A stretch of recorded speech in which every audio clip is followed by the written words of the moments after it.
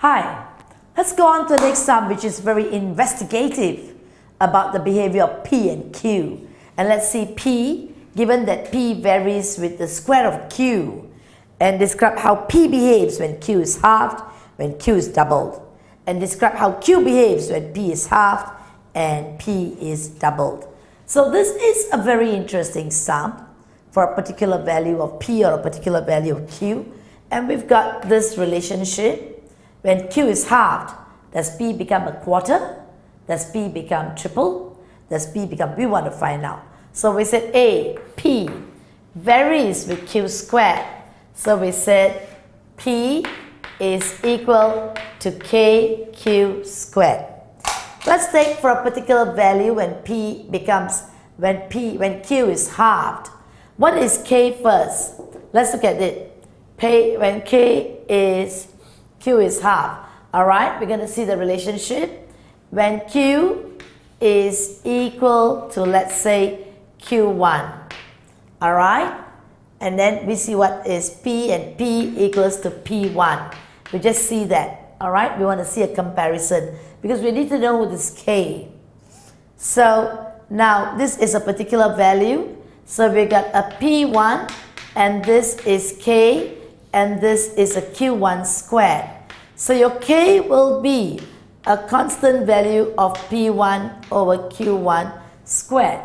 That's the relationship for a particular value. And K is always constant. So therefore, your P will be your K, which is P1, and then this is Q1 squared. That's your K. And then here is Q squared, whatever P and Q you put in. So this is the behavior of your equation. This is your constant. This is none other than your K. Your K is a fixed value. And they've not given us any particular value of P1 and Q1 or anything with P and Q, but we just make this logical reasoning. Now, let's look at Q. Q is going to be halved. When Q is halved, so we said what is happening to this? We've got a P1, here's a Q1 squared, and now for this we said we are halved. Initially you're P1, you are Q1. What happens to your Q? You get Q1 halved. It becomes a square. Look at that first. And you can see, alright, you get your P value. What does your P become? You've got your P1, your initial value. This is a Q1 squared. This is a Q1 squared. And this is 4. Alright, it's 4. Your Q1 squared can cancel, and you can see that your P becomes 1/4 of that value. Alright, so P becomes smaller by 1/4 when Q is halved. Alright, it's a direct, when you get halved, this gets even smaller. So if your P earlier one was 20, now you divide it by 4, you get a 5. Alright, so it becomes 1/4 value. Now what happens if Q is doubled? Alright, so this is part 1. It's reduced by 1/4. Please make sure you write that. When Q is halved, P is reduced by, P becomes what? Reduced by 1/4. It becomes 1/4 when Q is halved. Now what happens when Q is doubled? When Q is doubled, let's look at it again. So we said P, you are equals to P1, Q1 squared, and now Q is doubled. You get 2Q1, and you're squaring it. Alright, this is still your K. I just want to put that to show you. So you've got your P1, Q1 squared, and here becomes 4Q1 squared. You cancel off, you can see that your P becomes 4 times the value. So for that particular value, when you go and double that particular value of your Q, your P, alright, becomes increased 4 times. So your P becomes 4 times. That is what happens. Okay, for that particular value, P is increased 4 times. So that means there's an increase of 400%. Here, your P, if you were to look at it multiplied by percentage, your P becomes what? 25% of that original value. Now in this case, when P is doubled, you get 4P. Alright, it becomes increased 4 times is 400%. Alright, now we look at the next part of it. Okay, so but they didn't ask you percentage, so leave it as it is. When Q behaves, the next part of it, how does when Q behaves, explain how Q behaves when P is halved. Alright, so we look at that again. We get P equals to P1, Q1. Alright, this is square of it, and you've got a Q with a square because that's a variation. Now they say that P is halved. We said P is halved, so the P1 value becomes half of it. So what do we get? We get a half P1. And this is P1, Q1 squared, and this is Q squared. We want to find out what's happening to Q. We bring the P over, bring the Q squared up, times becomes a divide. You get P1 here, my dear friends, times, you get divide, and this Q1 squared goes up, and you can see the Q. What's happening? The Q squared is here. You find the square root of it, you get a Q1 over root 2. That's what happens to your Q when your P is halved. Alright? So when your P is halved, you can see that when the P is halved, the Q becomes reduced by a square root 2, divided by a square root 2. If you want to find the percentage, you get 100% divided by square root 2.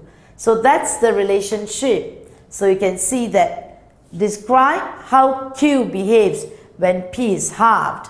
For that particular value, alright, you can say that Q becomes divided by a square root 2. Let me repeat that again one more time to clarify it and strengthen your learning.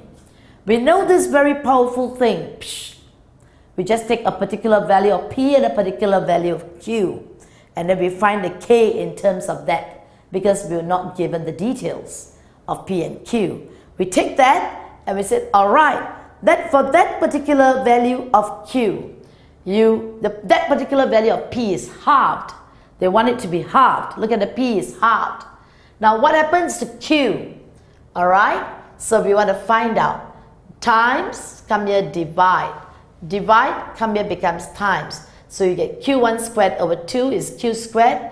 Find the square root, your Q becomes, for that particular value of Q, you divide that value of root 2. So it becomes reduced, alright? It gets smaller when P is halved. Next thing, what happens when P is doubled? Oh, it becomes 2P. So I just want to show you what it is. This is part 1. When P is doubled, so we said P, you become 2P, 2P1. This is P1. Alright, B part 2, P1 over Q1 squared, and this is Q2. Just bring your P1 down, same thing, divide by P1, and then you multiply by Q1 squared, and here you've got it, cancel off, find the square root, you get a root 2 Q1. So what happens is your Q gets here smaller.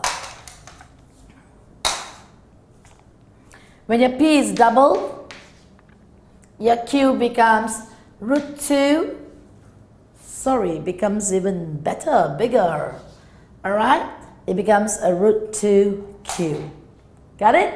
So it's increasing because you can see this is a direct variation.